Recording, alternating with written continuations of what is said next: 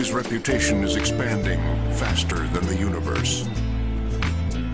He once had an awkward moment, just to see how it feels.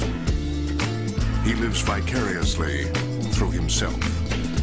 He is the most interesting man in the world. He's put every stipulation he can think of to keep me away, but I ain't staying away. And all you blowhards with your blow darts can make any threats you want. And I encourage you, follow through on them. Send anybody you like, but don't send anybody you'd like back. What you gonna do when you know who? How you gonna deal with the Man of Steel? And how will you react to Sonnen's attack? I'm not fighting Anderson in Brazil. I'm not fighting him at the MGM. I'm not fighting him in Chicago. I'm fighting him in the Octagon, and they can set that sumbitch up wherever they want. When my music hits those speakers, I'll make that walk, and I will stop him for 5 full rounds. Again. Anderson's a fraud. He's a liar, and he's a thief. This guy's not from a bowing culture. You bow in Brazil, they'll hit you over the head and take your wallet out of your pocket. I'm sore, tired, under the weather, overtrained, undermotivated, and still tough enough to beat this guy. All this handshaking and hugging and bowing, that's all crap. He's just battling the air. You know, he looks like he's at a dance club. That's not very tiring. Next fight after Brian Stan's going to be with Anderson Silva. It's for the championship or it's just for laughs. I'm going to go beat up Anderson Silva. They always talk about Anderson's got the champion. Anderson's not the champion. I am the middleweight champion. We don't have to fight. I issued him in writing. I sent it over my demands. He leave the UFC for no less than 12 months. He issue an apology to the fans. Simple things. And he erect a statue in my likeness in his living room that he bow to each evening. He didn't accept them. I've been calling this guy out for 4 years, and he still doesn't want to fight me. I became the #1 contender on February 6th, and on February 7th, he put out a press release as to why he shouldn't have to fight me. I say the name Anderson Silva. First thing that comes to mind is what? Fraud, phony. Third thing that comes to mind. Paint your face up like Mike Tyson, gain 100 pounds, sit in the second row, and talk about when you meant something to the world because your time has passed. Welcome to 2000 and Chael. I've painted myself into a corner, and I will continue to. I'm going to walk right through him. I'm going to grab his legs. I'm going to push him in that fence. I'm going to pick him up. I'm going to put him on his prissy little ass. Anderson Silva, you absolutely suck.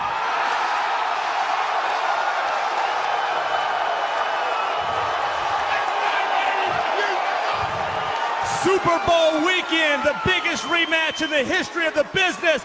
I'm calling you out, Silva, but we're up in the stake. I took his belt like a gangster in the night. I walked in and took it like a welcher on a football bet, okay? If he wants his belt back, he can come and get it.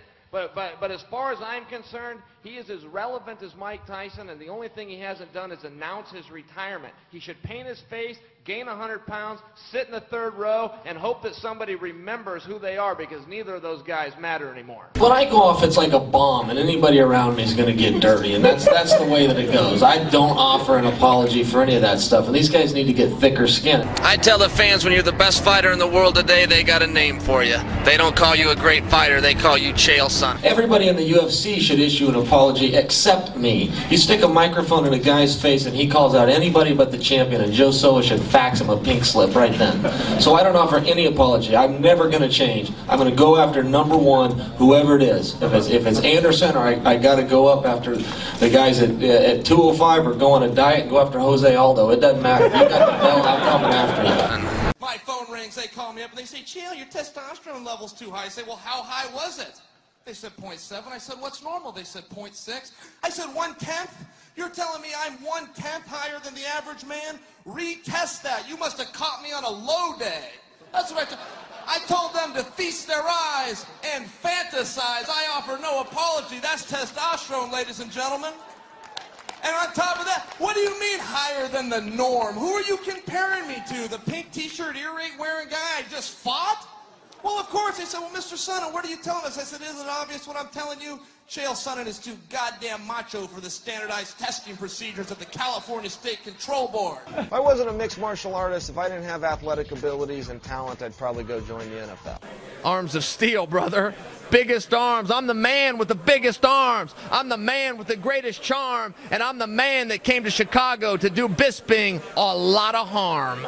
I may look nice, but it's just a disguise. I am candy-coated poison, my friend. Trust me. That happened. Now that happened. He stuck that carrot in the grill, and his brother was, whoa, big fella, like that. I couldn't believe he might have thought it was a llama or a cow. You know, I don't know, but he was trying to take it home. They were going to lasso that thing. He was taking his belt off. He was going to take that thing home like as a pet. That got awkward for everybody around. You are an immigrant from Brazil. I am a gangster from America. Are you sure you want to play that game with me? Listen, Vandalay, I will do a home invasion on you. I will cut the power to your house, and the next thing you hear will be me climbing up your stairs in a pair of night vision goggles I bought in the back of Soldier of Fortune magazine. I'll pick the lock to the master room door, take a picture of you in bed with the Nogueira brothers working on your jiu-jitsu. I'll take said photograph, post it at www.dorksfrombrazil.com. Password, not required. Username, not required. That, Vandalay, is how you threaten somebody, dummy. Vandalay Silva has the worst record in the history of the UFC. Not just Zuffa owned. Take it back to the SCG days. There has never been a fighter to have 2 wins and 7 losses and to stay employed in this company. I believe he will be 2-8 tomorrow night. So I can't imagine how he could get on the docket with me. Here's what all that needs to be done with Vandalay. It's as simple as this. Take a contract that says Vandalay versus Chael Sonnen and have him sign that with your cameras rolling. He won't do it. Wouldn't fight Brian Stan, wouldn't fight Vitor Belfort, barely agreed to fight Chris Lieben, and he loves to talk tough, and I understand it, and we're in that business. But if we're being fair, take him a contract that puts him opposite of me, put a pen in his hand, roll the camera, and he will not sign it. Why not? Because he's scared and he sucks. This guy's delusional. This guy thinks his 22 wins in Japan were real. With a referee with an earpiece. Look, Vandalay, you didn't win those fights in Japan. You had 1 fight in Japan, dummy. It was with Charles Crazy Horse Bennett and you got knocked out. Here's Vandalay's problem. Vandalay left Brazil, didn't he? He doesn't live in Brazil. He tries to claim Brazil, but he lives in Las Vegas. He tries to claim Brazil, but a North American company made him a millionaire. He claims he loves Brazil, but he put his kids into an American school system. Lives in Brazil, lives in America, employs Americans, pays taxes in America, and then when it's convenient, claims Brazil.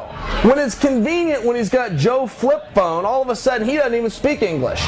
He only speaks this mumbled English where you got to put subtitles. Well, he runs a business. He speaks just fine English when you walk in his door and he shakes your hand and says, thanks for coming. These guys are phonies, and the Brazilian people know that. The Brazilian people don't want him. They know he left them. They know he abandoned them. They want me because I outed him, I shut him up, and I went to their country. I love their country, and I spent money in their country, and that's a lot more than Vandalay Silva can claim. Lyoto Machida is in by far the easiest weight class in the history of combat sports, okay? What short-term memories we have. If I would have come to you 4 years ago and told you a karate guy is going to rule the UFC, you would have told me I was ridiculous. If I told you a karate guy with a disgruntled, has-been, never was that good, B-level actor in his corner is going to headline a UFC, you would have told me I was ridiculous. You would have said maybe in Japan where it's not real, but not here. Okay? He gets away with it, and not because he's good, but because that division is that bad. You know what drives me insane lately? Everybody's talking about this pound-for-pound thing. Who are the best pound-for-pound fighters? Guess what? There's no such thing. There's no pound-for-pound tournament. There's no championship called pound-for-pound. There's no belt. There's no organization. There is no such thing as pound-for-pound. That's a new topic. I turn on a show. It doesn't matter what the sports channel is. There's a pound-for-pound list. Well, guess what? It doesn't exist. They got a guy named Jose Aldo who, for some odd reason, has got the whole world to now call him Jose Aldo, ranked number 3 pound for pound. Jose Aldo, 3 pound for pound. They anointed him UFC champion. He never fought in the UFC, and he was the UFC champion. The only thing more absurd than that is the night they woke Matt Hughes up and informed him he was the world champion. It is ridiculous. There's no such thing as pound for pound. There's not. It's this mythical thought. And the people that sit around and attempt to create a pound for pound list are one step away from the same people that sit around and discuss the different possible integers as to why Batman could beat Superman. It's impossible to know. It's a ridiculous topic. Well, this guy in his prime versus this guy in his prime. Nobody gets out of their prime. They just suck. Nobody passes their prime. They just can't beat the next generation. And most of them never could in the first place. How long were we told that Mike Tyson was the baddest guy in the world? All along, Evander Holyfield was there though, wasn't he? And he wouldn't fight him. When he finally did, he got destroyed. So I guess Evander's the best, isn't he? Wrong. Because Lennox Lewis was there the whole time and Evander wouldn't fight him. These guys all hide. They all duck and dodge. Anderson Silva, who I think I heard you mention as pound for pound, whatever that means, best, ducked me for 6 years. Have you heard the things I say about him? Those are fighting words. Those are fighting words from the time I was a kid in the 3rd grade through the time I'm a 30-year-old man right now. If somebody says it about you, you must fight him. And he ducked me for 6 years. Now they love me in Brazil. I ended up in some hot water and I had to go before. I had to go to the principal's office, okay? And I'm sitting there in front of 12 good men who are going to judge my fate. They can send me through this door and I'm going to have to go away for a while. Or they can send me out the door that I walked in. And when I went in a velour tracksuit, white tennis shoes, and with my mouth shut. And before it was done, they said, Mr. Sonnen, do you have anything to say? And I said, before you decide my fate, know this. You can send me that way, or you can send me through that same door I just walked in, but as a public service, I will get rid of Anderson Silva. I will get rid of Lyoto Machida. I will take out the Nogueira brothers in the same night. I will personally burn Black House down. And they said, Mr. Sonnen, not guilty. Brought the gavel down, and I went on about that. The other day you said, as a public service, you want to burn Black House to the ground. Wouldn't that be nice of me to do for the people? Wouldn't that be a wonderful service for me to do, like, as a way to support the community and Earth as a whole? Listen, I don't have a problem against the Brazilian people. I have a problem against the Brazilian government. The government of Brazil has refused to extradite Black House. Black House needs to stand trial in America for crimes against integrity. Define that as I have placed Black House under citizen arrest per my right of the Constitution of the United States of America, Article 36, trial waived, sentence passed down no less than 15 minutes, locked in the slammer with yours truly, America's favorite gangster, Chael P. Sonnen. Is it that you hope the Brazilian guys don't like you?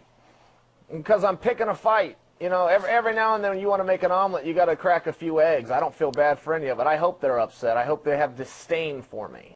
You know, you got to understand, when I left, I was the best by a lot. The next closest guy wasn't even close. I was 300 punches better than the next closest guy. So if I'm worse now and I'm only 290 punches better than the competition, I'm still on top.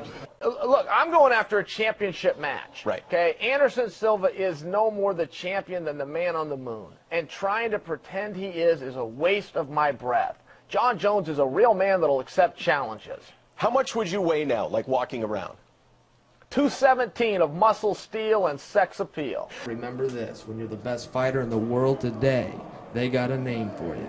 They don't call you a great fighter, they call you Chael Sonnen. Beat me if you can. My favorite nickname in mixed martial arts is mine, the foreman, and not because I'm in charge, but because I'm like facing 4 men. American hero versus American gangster, and that's just the way it goes down sometimes. Anybody that tells you bad guys don't win never met Chael Sonnen. I called them up and I leveled with them. I said, give me the worst guy you've got under contract. They said, Chael, Vanderlei won't fight you. I said, all right. I said, give me the second worst guy you've got under contract. They said, Chael, how many times do we have to tell you? Crow Cop's a heavyweight. I said, all right, is there anybody available? How about Bisping? Is his dance card open? And they said that might be a possibility. I assure you on January 28th, I will be ready. It will be one more in the win column, one more above the mantle, and one more for the bad guy. I hear guys talk about game plans and footwork and strategy with their coaches and their gold teeth and their 8th grade educations, and I don't care about any of that. I am, you know, Mark Munoz is going to find out, and I do like him, but never piss off a gangster. Paper airplane collection will get a lot bigger, if you guys know what I mean. And then we will decide if I will be granting Anderson Silva a shot at my champion. UFC. Ariel, is that camera big enough to take in the largest arm in Westland, Oregon that has found its way to Houston, Texas? Because that thing looks a little bit small. Yeah, I think it is. All right, well then we can continue. The thing that sets me apart is I'm honest. I'm respectful, and I'm honest. And all of these liars that I'm surrounded by that try to bow to your face and stick a knife in your back when you turn around, we have a real different opinion of respect. You know, they like to talk about respect, and apparently lying in some cultures is respectful. But if somebody asks me a question, I'll look them in the eye and I'll answer them. And it's like Marshall Mathers once said, these guys walk like me, talk like me, dress, act, and don't give a dang like me, and they just might be the next best thing, but they're not quite me. Anderson Silva makes my stomach sick, as he should yours. He's a coward and a bum.